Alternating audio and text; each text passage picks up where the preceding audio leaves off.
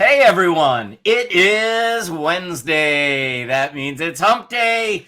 And that also means it's time for Humpday Happy Hour with Dennis in the Know. This is your backstage pass for current trends, politics, and education in the dental world. It's live and once again over a cocktail. Tonight I'm having a lovely blend from the southwestern part of France, actually from the Mediterranean, just above Spain. It's a Grenache Syrah blend, so really tasty. Had it at a recent wine tasting that I was at. Absolutely delicious. It's by Lafarge, if you're interested at all in that. Anyway, we're just here to have some fun, hang out, and geek out a little bit, talking dentistry. As always, I'm with one of my best friends in the dental industry, Dr. Chad Duplantis. Dr. Jennifer Bell couldn't be with us tonight because she is doing spring break with her family, as she should be, and we hope she's having a terrific time. But anyway, there's my friend Chad. As you know, we are all dentists. We are all business owners, and we are all educators. Our job is to bring all of you in the know, and tonight we want to thank Shofu for helping us do that. I understand something really crazy is going to happen tonight. Since Jennifer can't be here, my understanding is that you would like to stand in and do the news. Is that what I heard? Well, I don't know if it's but it's just part of the show. I mean, you got to do the news, and somebody's got to pick up the slack where, Jennifer left off. So, Okay.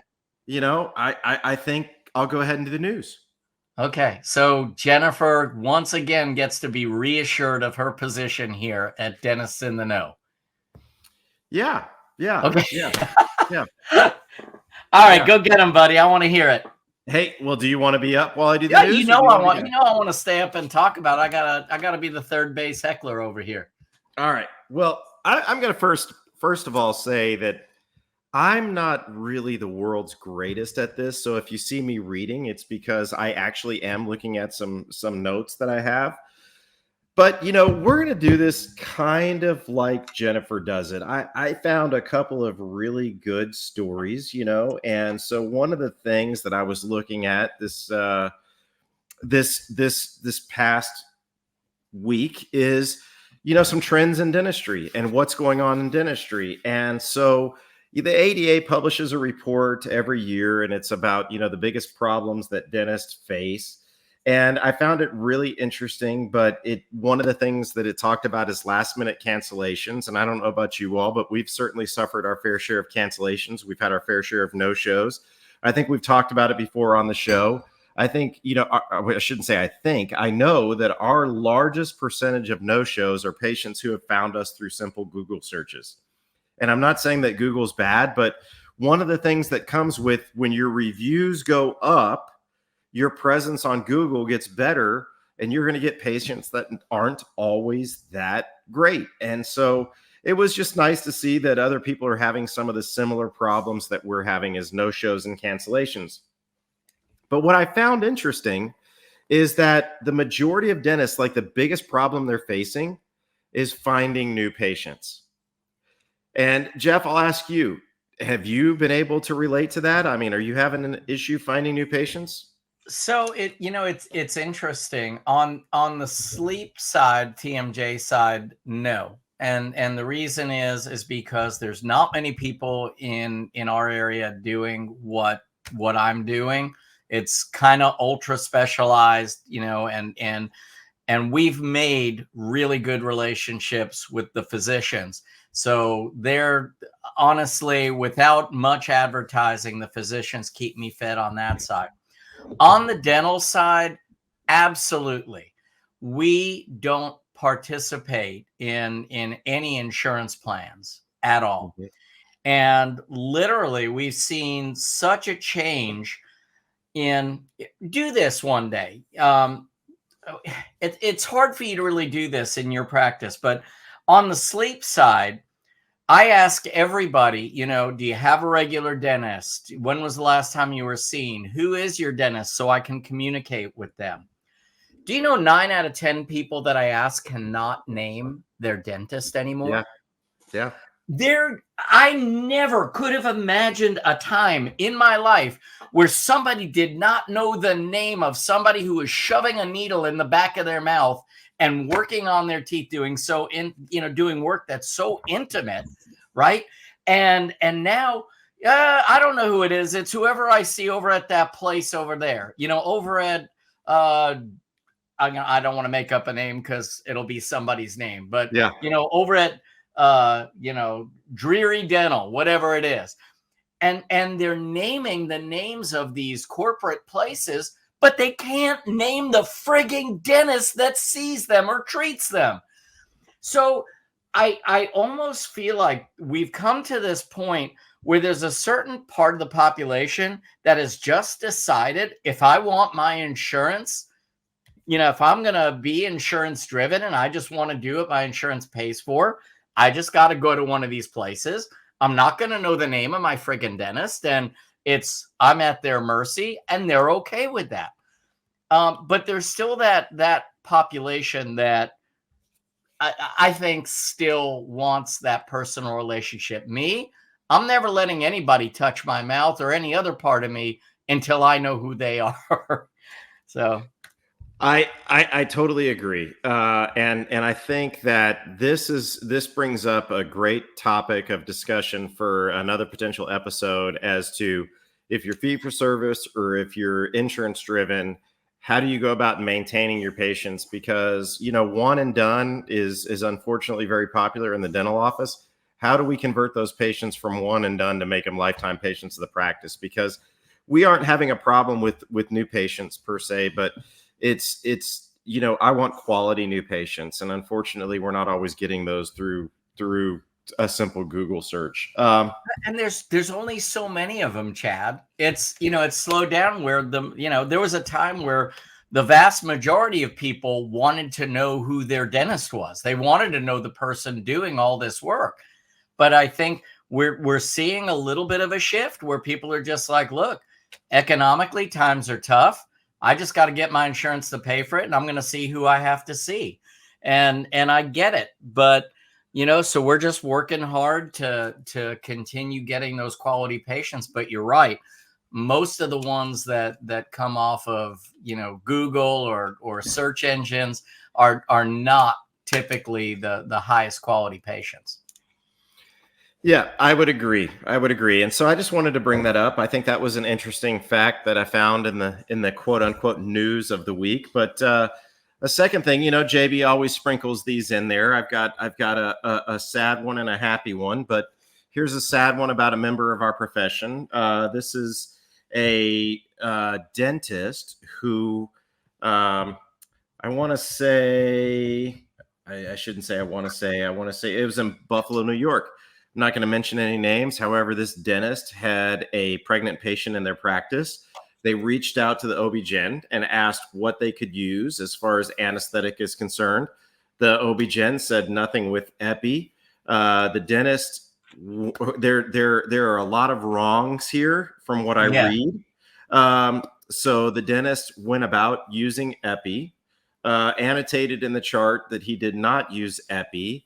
And then I guess a disgruntled employee, I mean, there was nothing that happened to the patient, but a disgruntled employee called the patient and told the patient that the dentist went against the doctor's advice and utilized epi throughout the procedure.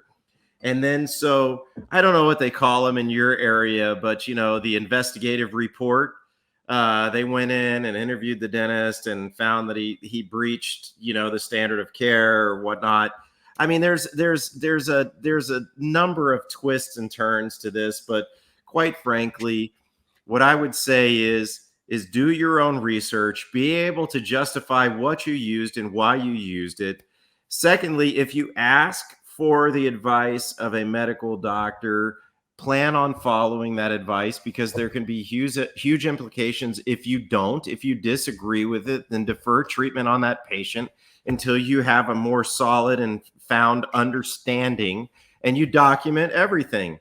Third, don't piss off your employees, because if you piss off your employees, then they're going to go against you and contact your patient. So there's, the link was posted in several dental groups today. I personally didn't post it, but I did read it.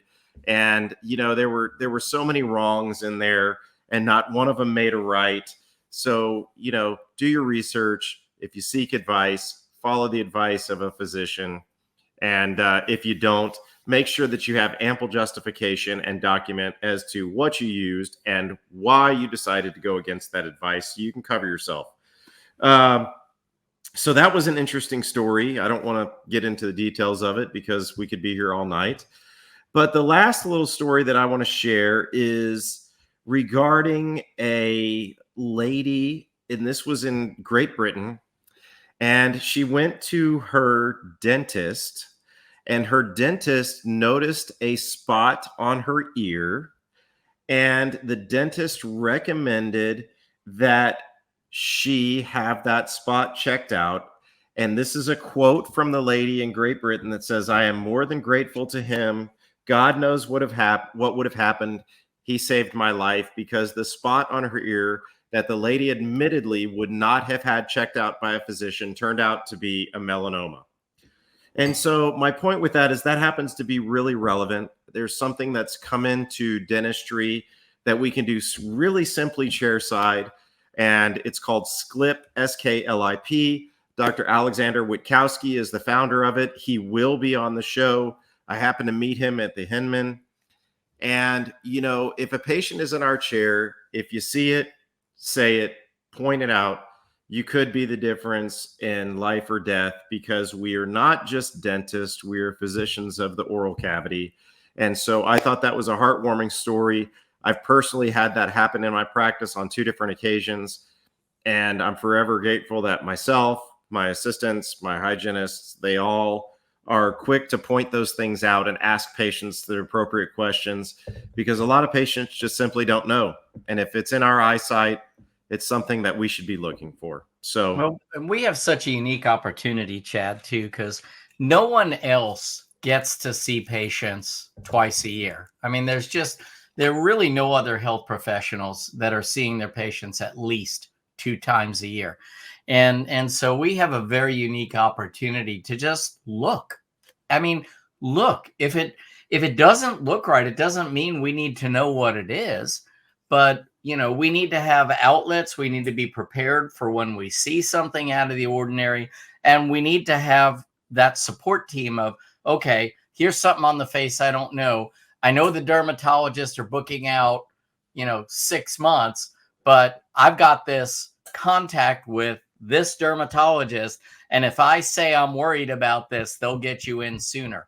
It's those kind of contacts, and this is why I always talk about even beyond being physicians of the mouth, I really believe we are true healthcare advocates. And that is one of our strongest positions. And it's one of the things that I think builds patient loyalty more so than, how well we do a crown. I'm not saying that's not important because, we all obsess about, how we do our work. But my point is, when patients know that you care that way, they become lifelong patients. And that's the difference between being insurance driven or not. I would completely agree. And I think that's that we care, that we look for these things, and that we understand how the body affects the mouth and the mouth affects the body. Beyond that, the last little tidbit, and then I'll close out the news. Wow, you really did your homework. I'm impressed. This is interesting, but you remember this whole deal, and Jennifer may have mentioned this last week, because I was not here, so I don't know, but I just found out today this whole Change Healthcare thing that just totally disrupted our entire insurance workflow over the past few weeks. Change Healthcare's ransomware that they had to pay the ransom. Did Jennifer say this last week? I don't believe she did. They had to pay $22 million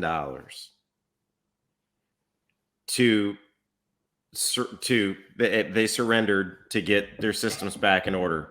Wow. No, Secondly, I don't think we threw a number out there last week. secondly, it's not just us as dentists that were affected.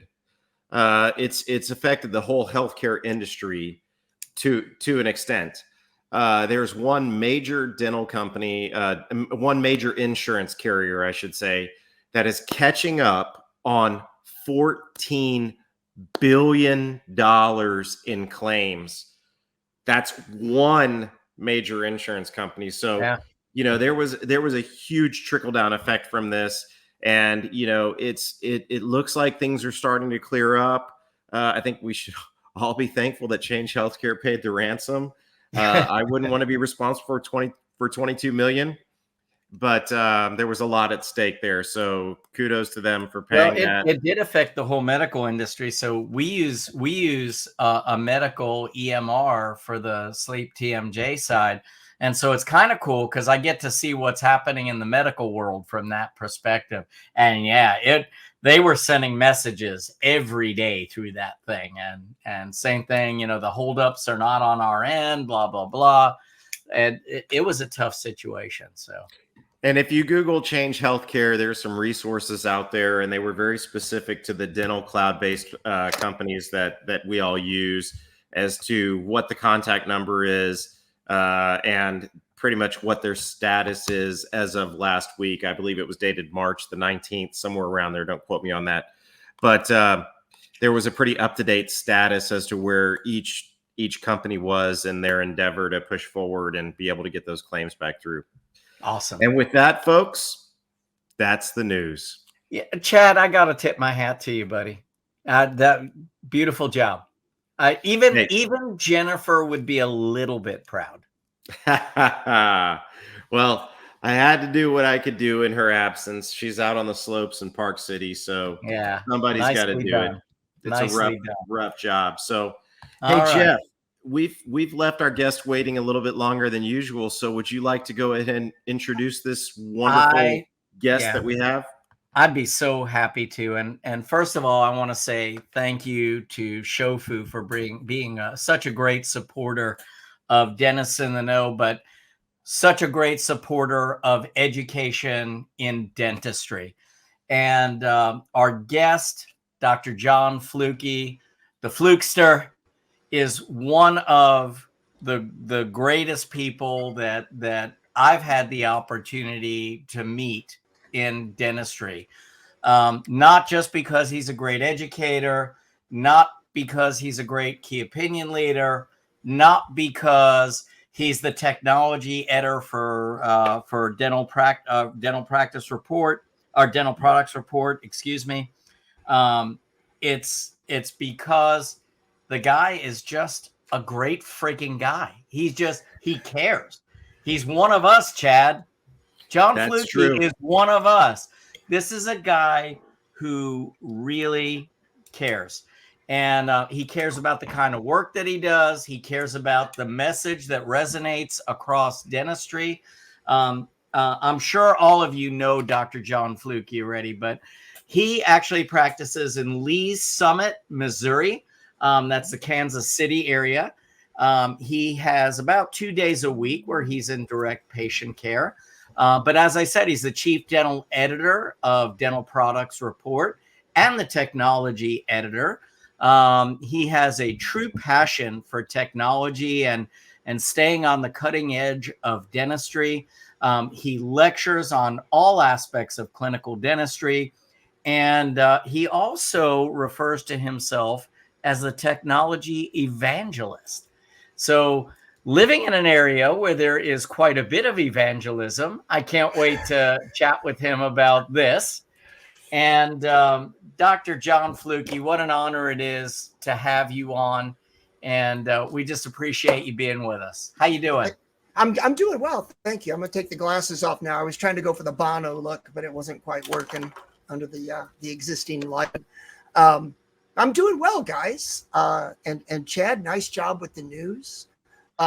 Change Healthcare has announced that they're now paying, I think it's 95% of their physicians and 99% of the pharmacies now. They've processed like $3 billion worth of claims since they paid the ransom to the Black Cat ransomware group. It's crazy.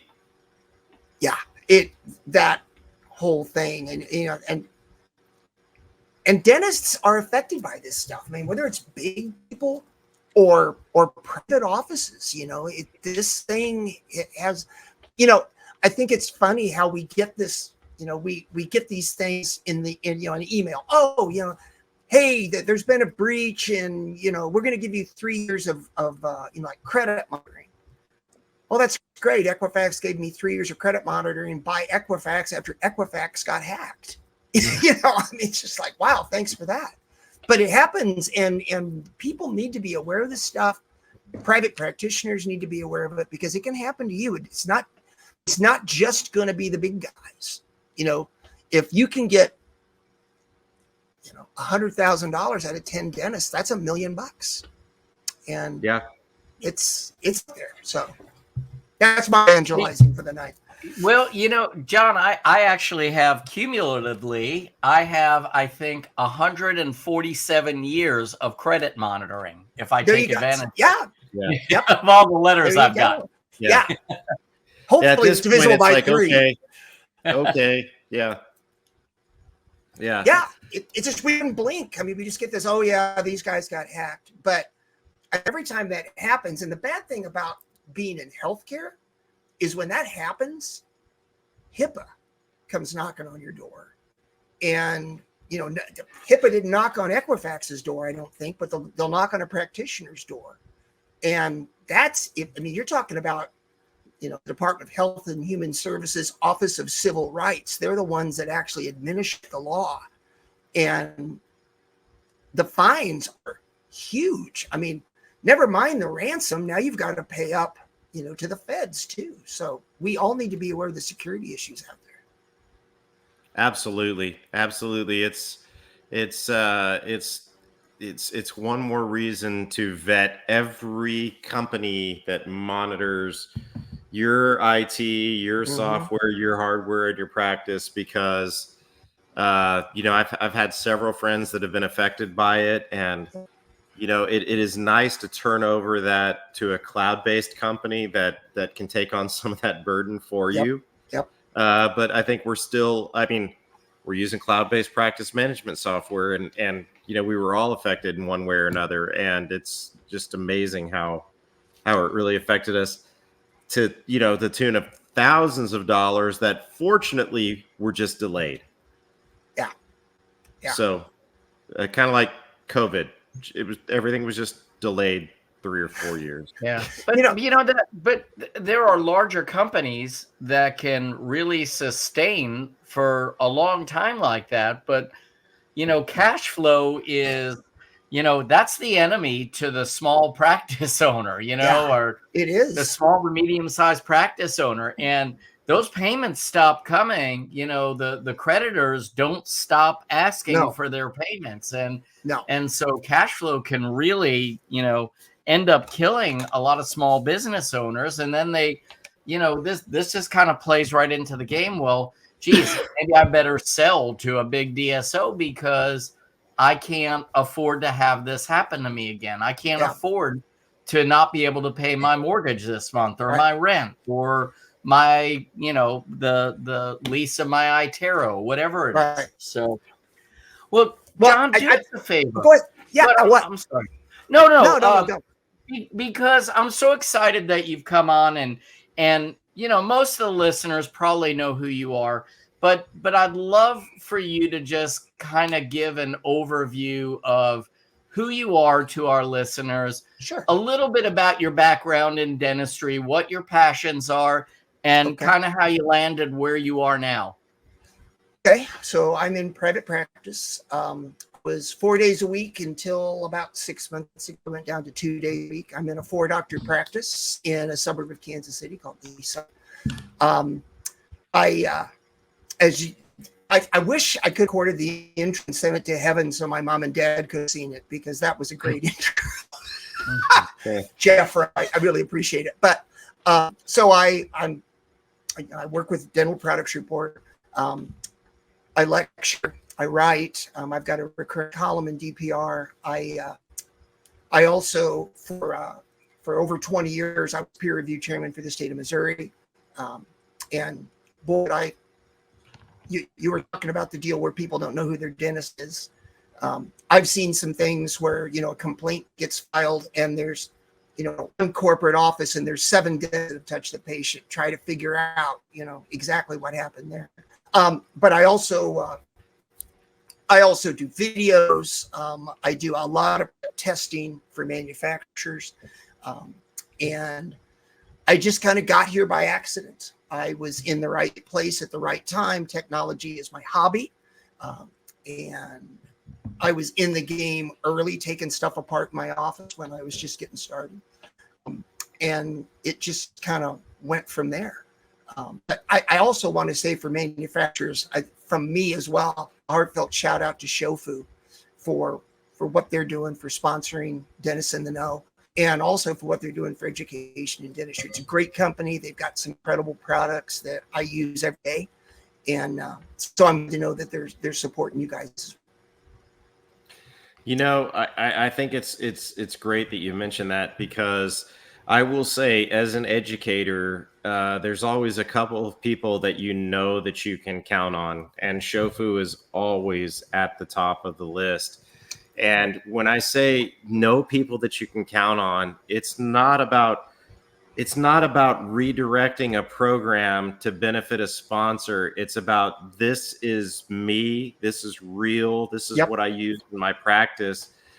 And I always tell this story, when we started talking about Shofu and I first started speaking, I was contacted by Shofu and I was like, I don't know that I use any Shofu products. And then I looked at the label and I was like, holy crap, I use a ton of Shofu products, and Jeff always says Shofu was polishers, and that's what everybody kind of goes back to in the day. And of course I was using the polishers, but from polishers to flowables to packables to now cements to bonding agents. But even in the technology sector, let's talk about that.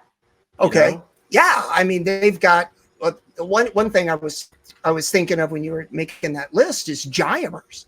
Absolutely. They've got this That's technology in itself. Yeah. And it's an incredible thing. In fact, it's wasn't planning on talking about this, but in the next article that's going to show up in the magazine, I was talking some advances in restoratives, and Gymer is a huge deal with that. And they've got that in tons of their restorative products, but they've also got a really nice, affordable, keyword affordable, intraoral camera. And then they've got a tremendous camera, the iSpecial, that got a good friend of mine who's, I don't know about photography, I don't know an f-stop from a backstop, but I can pick up that camera and, I can take amazing photos with it, which you can. I mean, it's all set up for dentistry. And what I love about it is, I've always been a camera guy. And the really big problem is if you want a really good picture, you've got to grab a digital SLR, so it's like, oh, I want to picture this. Hey, let me take the gloves off. Let me get this set up. Let me, get everything dialed in. Okay, turn away. Oh, wait, the flag can go off, whatever. And then you got to, put it away and the gloves back on. My special, you can wipe this thing down. It's sealed. So you can pick it up with gloves on and have, spit on your hands.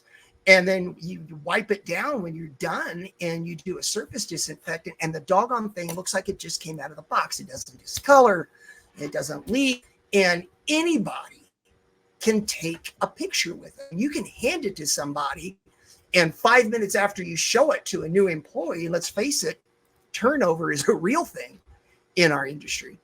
And trying to spin somebody up on the way that you do things uniquely in your office, I mean, it's, here, go take pictures with this. And they're like, I push down, it focuses, I hit again. It's got these dual flashes, bang, picture's great. That's a tremendous product too. I mean, you still shoot video. Let me ask you this, John, because you do a lot of lecturing, and So, as someone who has probably always taken pictures, let me ask you this question because I've used Shofu products for a long time. I love the Gymer technology. Total, I hate this term, but I'm going to say it. Total game changer because before you used to have to make a decision, am I going bioactive or am I going composite? Right. Well, guess what? Now you've got both. But my point about the camera is this. How many more images do you get now having that technology compared to when you were using just SLR? How many more clinical photos do you capture now compared to before? A boat. Mhm. Yeah. I don't have the numbers, but and the No, other I didn't want okay. specific numbers, but it was a rhetorical question. Just that what you said is right. Anyone can use the damn thing. You hand it to someone in 5 minutes, they're an expert. And the thing too about being in private practice, and it's probably like this in the corporate world, although I don't know, is whenever you like one of something, and especially if you have one of something in your office and an expensive piece of hardware, whenever you want it, there's like a little gnome that moves it to the furthest possible point away from you when you need it. And we work in a 43 square foot facility. And Jiminy Christmas, where's the king? Oh, I think it's in my office in the cabinet where the staff isn't allowed to go because I don't want somebody to, the eye special is just, because you can disinfect it, it's just sitting there. It's in sterilization on the counter or it's in one of the ops. And when you can just pick it up, I mean, it's not as fast as an intraoral camera. I mean, let's face it, you pick up, but the quality and the speed that you can do that with, I had a patient in today and I had to go hygiene check and I was doing some stuff on a patient. I was like, I'm going to give you a break for a second. You had your mouth open for a while. I'm going to run down, check hygiene. She'll be right back. Looked at my assistant, Nikki, get me some pics while I'm gone. And, she just picks the camera up and I'm gone, click, click, click, click. I come back, they're on the card. When the patient leaves, she downloads it into the chart. We take tons more, Jeff, tons more pictures. And they're good. I think one thing that Shofu could create, not necessarily technological, but just think of how much traction they would get if they created a holster for that camera. Yeah. Yeah, if you had just it on attach all the that time. bad boy to your hip, walk through the office, flip it out, take a picture. I think my favorite word when I was taking traditional DSLR images was "damn it," because you're like, crap, it's the f-stop, crap, it's this, crap, it's that. I'm with you, John. When you said an f-stop or a backstop, I'm like, hello. Yeah, I know the backstop because it's the only thing that kept my wild pitches from escaping the stadium when I was pitching. Yeah. I wasn't any good at that either. I was in an office one time. Nor are the Royals. Training. Yeah, well, tomorrow hope springs eternal. But I was in an office one time training the team on how to use lasers, and the guy happened to be somebody that I knew. I didn't know him really well, but I knew him, and he had just gotten this new Canon DSLR, and I was like, oh my gosh, and I went to pick it up, and he knew him. He was like, Flucke, don't touch it. And I was like, why? He said, because all I know is I bought this thing. It was expensive. It came from a dental, camera company. Just point it and it makes good pictures. You turn some knob on it and everything's going to be either dark or, whatever. And he's like, and I'll never get it back. Well, you don't have to worry about that with this camera. I mean, this camera just takes great pictures. Yeah, you can't screw it up. No, it makes the lighting perfect for every application. It does. It does. Yeah. It's been a lot of fun to use that. I mean, and like you said, anybody on your team can use it, and you feel very confident with them doing so. In fact, I'm going to roll away here. I'm going to see if my cord will go with me long enough. But I'm going to show you something here. Are you afraid, Chad? I'm afraid right now. This is one of my DLSRs from the office. It's sitting in my house. Yeah. I know. I know the feeling. I've sent them back. I've built them. I've broken them down. I've thrown them away. I've thrown them into walls. This one here, it's like I just keep upgrading. Yeah. Yeah. Yeah. Yeah. I just, there's a new one. How much is that? Yeah. Yeah. So, the C5. Yeah. you know what's funny, Chad, is you're talking about the holster, and I totally agree, but the holster would have to go on the left side, because what I want the holster for literally is Beautiful Flow Plus. Yeah. Like, I cannot tell you it is my buttons for aligner therapy. I cannot tell you how many things I use that for. So, John, maybe you want to talk about Gymer technology and Flowable and Beautiful Flow Plus, because probably of all of Shofu's products, camera absolutely right there at the top. Yep. But Beautiful Flow Plus, if you took that away from my practice, I mean, honestly, restorative side, sleep, TMJ, that is something I want my red and blue holster, not even just one holster. I want my red and blue holster. For So your different, maybe you want to talk about that. viscosities. Yeah. Yeah. It's got, I'm good off the cuff here because I'm not sure. It's either 5 or 6 different ions in it. Fluoride, strontium, sodium, aluminum, silicate, and borate. Bingo. Wow. Thank you, Chad. I appreciate it. Thank you, Rain Man. Yeah, well, hey, Mike Detola and I did a thing on this a couple years ago, and we came up with an acronym, FBASS. And so it's 5 beneficial ions. That's beautiful. Yeah. And what did the acronym stand for, Chad?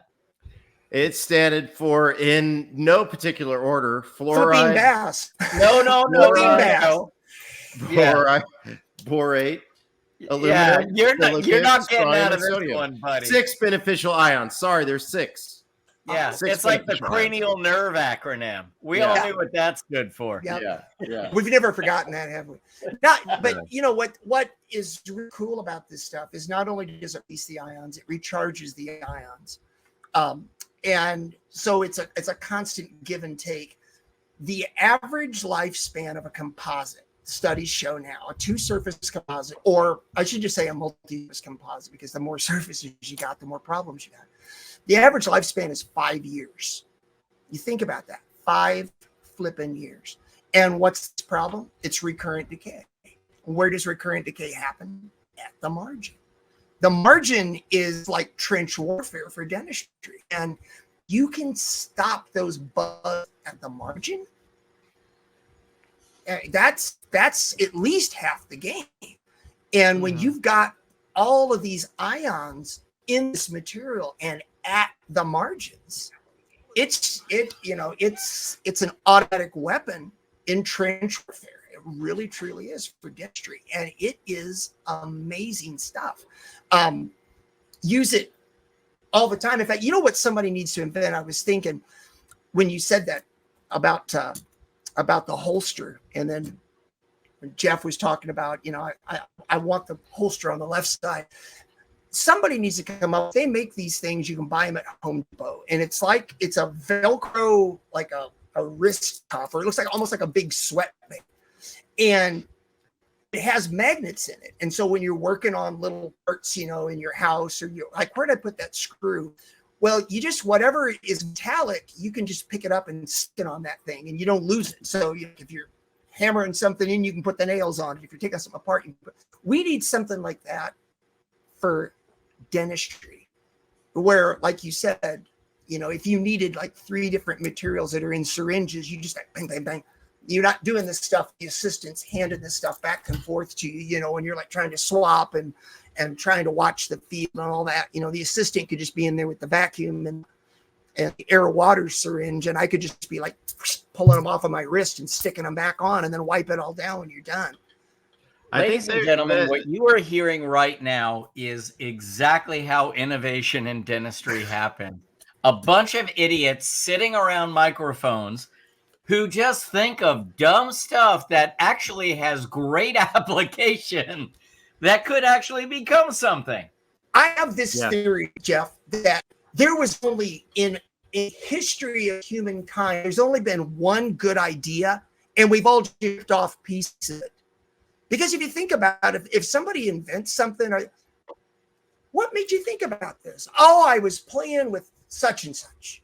And I thought, oh, that would be, it's always somebody gets inspiration from somewhere. So whoever that guy was that had the first inspiration, maybe it goes back to the wheel, maybe it goes back to fire. I don't know. But we've all just been stealing pieces of it. And you're right. This is exactly how it happens. People sit around, scribble stuff on napkins. Speaking of, you guys are drinking wine. This is 64 ounces of vodka. So I'm good now. I'm calling BS on that. Yeah. But there's a lot of innovation, and I don't know what it would take. Maybe those 64 ounces of vodka to get the creative juices flowing. But I think we could invent a lot of things tonight, John. Well, I got nothing but time. There you go. Actually, I'm putting a lecture together. I was doing that before this, and I'm going to be doing it after, so I don't really have that much time today. I mean, John, you've done so much. You've been an editor for DPR for a long time now. Yeah. What excites you the most about dentistry now? And don't just say technology. Tell us what really has you excited, because honestly, we all know, I mean, you've had a very successful practice, very successful lecturing career, successful as an editor, and multiple facets of dentistry. What excites you about our profession right now? Well, my buzz phrase is always technology that improves patient outcome, but that's a little like saying technology. So I think the big thing for me right now is the move into 3D. It started, gosh, I don't know. I mean, it started probably in the early 2000s. But when cone beam started to make market penetration, 2008, people, people were blown away. Like, oh my gosh, I've always said that it's amazing. We get trained, and those of us, and that applies to three of us. I mean, we grew up in a 2D world, and you could look at a PA of a maxillary first molar, and we knew that, okay, it looks like this, but I know where those three roots are. I know the shape of that, and we could extrapolate that in our minds. And then when people could look at it, in 3D and spin it and rotate it and turn it and slice it in any direction they want, we were all like, oh my gosh, how did we even function before we had this? And then it's come along now. We've got, the intraoral scanners, and that, once again, I'm like you, Jeff. I hate the game changer thing because I think it's overused. I used to say home run because I'm a baseball guy, but I think that's a bit overused. But anyway, changed my practice. And then you look at the ability to take that data and, we can mill crowns with it. You can 3D print, you can design and print a 3D surgical plate in your office. We're getting really close. Some companies are saying they can do it now, and I think they're getting really close. But clear aligners, I mean, we're going to get to a point where it's like, oh, it's teeth straight? Okay, we'll print your aligners tonight. You can come in and pick them up tomorrow morning. And now the other thing too is now that we're getting the ability to merge all this data, and you can make your iTero scan or whatever scanner you're using and put that data into your cone beam, and we're going to have a completely constantly updating 3D patient. You have a patient come in, and maybe part of your initial exam is to take a cone beam. Well, you do that, and then you take an intraoral scan, and then 2 months later the patient comes back and you do a crowd of crowns. Well, that is just going to get incorporated into that, and suddenly you can tell the patient, this is what you looked like 6 months ago. This is what you look like now. And we're getting to a point now where there are companies working on these devices that actually mimic the jaws. So you put these sensors on them and they can open and close and go through all their excursions. And it's all being recorded live with cameras pointed at them. And if you can imagine a fully articulated cone beam and updating it with, with all your iTero scans, putting all of this information together. I mean, for EMJ, for sleep, for anything, extensive rehab cases. So my big thing right now is the whole 3D revolution that dentistry is going through right now is going to completely change the way we operate. I mean, the story I love to tell is that, and this is a great little things on a cocktail napkin. So there were these 3 kids at MIT, kids because they were 30 or about 30, and they were working on 3D manufacturing, and one of them went to have a crown done, and he was like, "You're putting this goop in my mouth." And so they changed their course and they created an intraoral scanner. And 3M manufactures more dental impression materials than anybody in the world. And 3M bought the company for $100 million. So it's great that, you're like 30 years old and, you get $30 million because there were 3 of them, which is an incredible success story. But when you think about a company that makes more impression material than anybody, and they spent $100 million to put that out of business, that should tell you something right there. Mm-hmm. And it's just it's going to continue along these lines of being able to do everything virtually. And that's the game changer. So look at that. And I love that story because I was doing a lot for 3M at the time that came about. Yeah. But fast forward from that in 2006 to about 2013, 2014, right, when the largest dental lab in the world decided that they were going to start producing a mill. Yes. And then they were going to make this whole digital ecosystem. And who are they competing with? They're competing with themselves. Yeah. But they understand the value and they found a way to still be profitable in doing so. And I think that's what we're doing. We're literally reinventing the wheel, but in a good way. You mentioned a couple things earlier. One of the things that I'm not going to say you failed to mention, but boy, I can't wait until AI becomes involved in the 3D world. And I know that they are to a certain extent, or it is to a certain extent, but when it becomes involved with cone beams and scans and the integration of that data. And I think you're right, John. I think we're headed to a 3D world. We're heading to a virtual dental world that still requires touch in order to be effective. But the planning and the diagnosis is all aided by the third dimension. Yeah.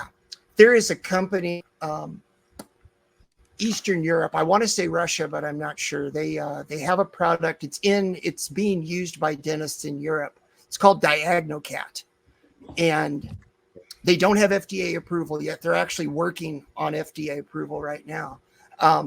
It takes cone beam and it applies AI to it, and it can. I've seen it. I've kind of played with it, like some demos of it. And it's really amazing because not only does it there's caries here kind of thing, but it's like, for instance, and this tooth has a radiolucency. The volume of that radiolucency is X, Y, and Z. And then you can take a cone beam, later after you've done the endo, and it will show you, oh, look, your lesion is now shrunk by X%, and this is the size of the lesion now in 3D, and it can do. It's phenomenal what this thing can do. I can hardly wait until it's on the U.S. market because you simply send them that data set from the cone beam, and then it sends you back this AI report of basically everything that it sees. And it's like there's a, this root canal is filled 72.3% short of, the apical terminus, because it can be where the apex is because in 3D. So that whole AI thing too is just, I mean, we're using it in the office, and I can't imagine ever going back. And there you have it, folks. Here we are, at least 30 to 35 years out of high school, and we finally figured out why we learned what 3.14141414 is. It has relevance in the world. And Gadro's number for that fact. I like pi. Yeah. So pi r squared, baby. That's what they're using to figure out the volume and the circumference of these lesions. Actually, pi r round, cake r square. I just want to bring that up. Something like that, But I'm just sitting here thinking of all of the algorithms and formulas that go into all of this, and it's making the world, in my opinion, a better place. And I think it's making our profession a better profession. And as far as technology is concerned, I've never been more excited. No, I absolutely. I mean, you talk about being born at the right time. I think it's cool because, all three of us, when I started, to you young cats out there was no internet. Mm-hmm. I used to have an account. I used to have 3 accounts: CompuServe, Prodigy, and AOL. Because sometimes I couldn't connect to one of them, and I had to get my fix. And now, I mean, the world is connected, and data is connected, and we're swapping this amazing stuff. The processing power of, remember when digital X-ray came out? You had to wheel a car in with a laptop. I know. It was built just to take X-rays. Or did you have the first intraoral camera? One of the first intraoral cameras was AccuCam, which you had to buy a whole cart. Yep. You had to buy another whole cart to wheel the thing into the room and then print a little picture out of the bottom printer, not even put it up on a screen. And if your office is old enough, you still have an AccuCam dashboard in your office, probably, that you can't get rid of until you remodel. We have a little slot in each room for the AccuCam. Wow. I still have my AccuCam cart. We actually use it. It holds another piece of equipment now, but I still have my AccuCam cart. My first camera was a Reveal, which is made by Welchad. I paid $15,500 for the camera, the cart, and the printer.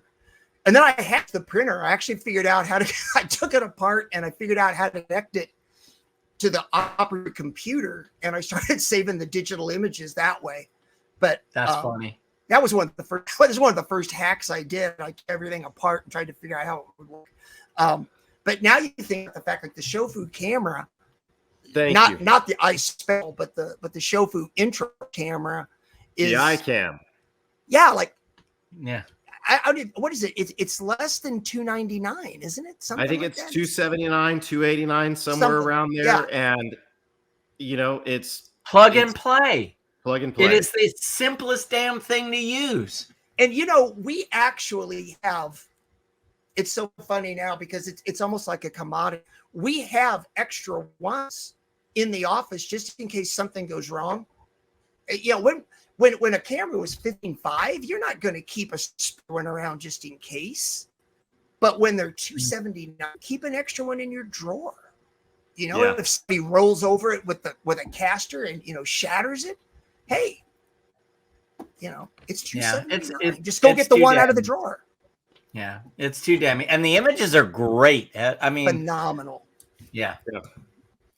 It's disposable technology, unfortunately, but that's just kind of where we're at because, nobody's repairing these things anymore because, it's going to cost you as much, if not more, to repair it than the whole damn thing cost. And it's out there. And another product that we haven't even mentioned that Shofu just came out with, staying ahead of the technology curve, is their new dental A's. Yeah. A little handheld pocket diode laser.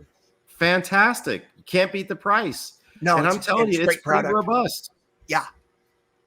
Yeah. And So- you're not lugging around box and plugging it in. You know, you just basically you're pulling a pen, a drawer out of your pocket almost. Yeah. You know, I mean, it's about that size. Minimal footprint. So Yep.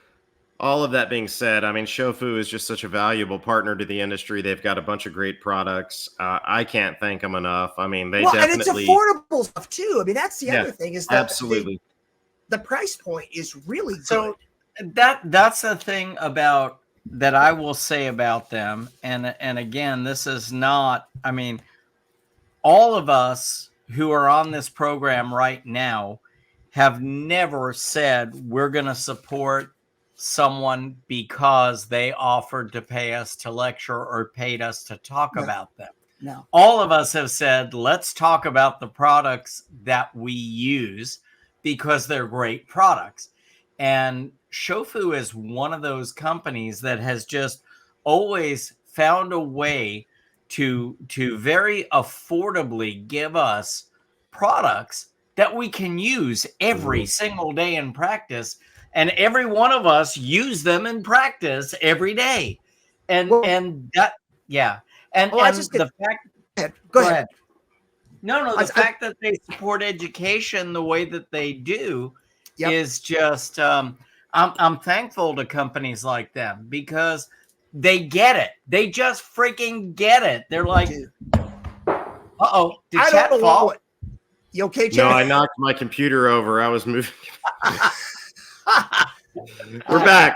It's We good thought he hit B-roll. the deck. It's good B-roll. Now, Yep. you know what I was going to say earlier, Jeff, when you asked me to talk a little bit about myself. One of the things I should have said is that I get a chance in my role to touch a lot of stuff and see a lot of stuff. But if I use it and I don't like it, then I don't talk about it. If you don't hear me talk about something, chances are I didn't like it. But the one thing I've always told my kids is when you die, the only thing that goes with you in the box is your honor. And if you sell that, if you give it away, or if you don't care enough about it to keep track of it, it never comes back. And I would never, ever tell somebody to use something that I don't believe in. Yeah. Amen, Amen, I don't brother. care. I don't care. You know, I mean, it's more important for me. The integrity is the number one thing. You lose your integrity, you got nothing. Amen. Great closing comments. Chad. Yeah, I think as we come to a close, John, I mean, I think we could probably go on all night about all this, but you've got a lecture to get to, and I've got to hang a damn ceiling fan. I've got a Sopranos episode to watch. I hate you more now. But all kidding aside, I think that was just the best closing statement that we could have ever had. Absolutely. Is that when you go, all you have is your honor. That's all that goes in the box with you. And so with that being said, I want to thank Shofu. I want to thank them for their innovation. I want to thank them for constantly evolving. One of the things that they were polishers, they were restorative, their technology, they're all of the above because they think outside the box. And that's what it takes to be successful in dentistry, is a little bit of that thought process that happens outside the box. And that's what makes us better. That's what progresses our profession. And that's what makes us feel confident when we speak, when we lecture, and when we share our knowledge with others. John, I'll say I'm better for knowing you, and I think Jeff would say the same thing. Thank you so much for being here tonight. Everybody, please take a look at what Shofu has to offer, and I'm sure we'll have a little deal for you in the next few days. But if you want a sample of any of their products, please let us know, and we will be more than happy to put you in touch with the people that matter, and we'll have the products hand delivered to your office, and you can sample whatever you want. Probably not the camera, and probably not the laser, and probably not the intraoral camera. But anything else, they'll send you a sample. Everything else, they'll let you play with. So that's it for tonight, folks. Thank you so much for being here. Thank you, John, for being here. And John, we hope you come back, buddy. Thank you. Hey, you know how to get a hold of me. Hey, I'd love to come back.